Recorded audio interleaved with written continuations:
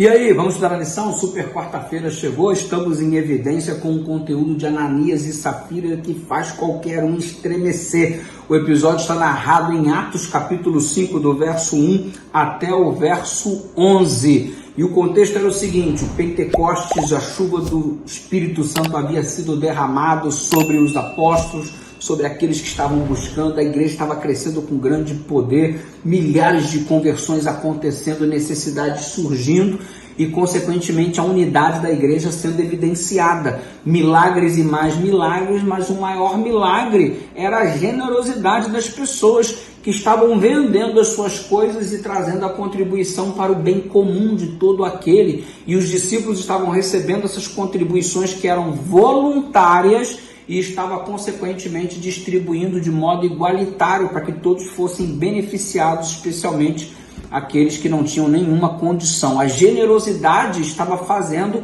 o povo se tornar cada vez mais unido e marchar na mesma direção. E isso era algo voluntário. Ou seja, quando você observa Ananias e Safira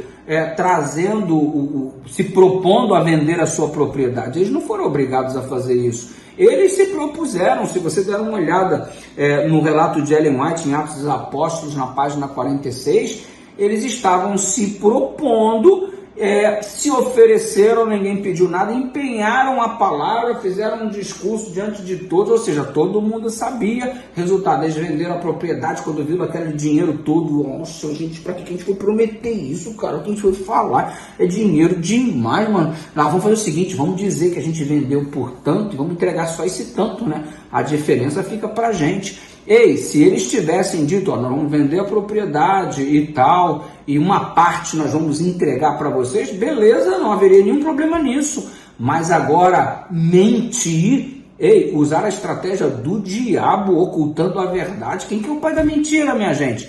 E diante de algo tão sério, que era a unidade da igreja, o crescimento da igreja, a pregação do evangelho, eles fazem aquela promessa, aí ao invés de dizerem, pelo menos serem transparentes, cara, a gente ficou chateado, a gente não queria dar para surgir esses problemas e tal, não, eles chegaram lá na cara de pau e falaram assim: olha, a gente vendeu por tanto. Ananias, deu o dinheiro e o Espírito Santo revelou na hora para os apóstolos: isso aqui não foi o que você vendeu não, cara, você prometeu alguma coisa, está dizendo que vendeu isso, sendo que é mentira.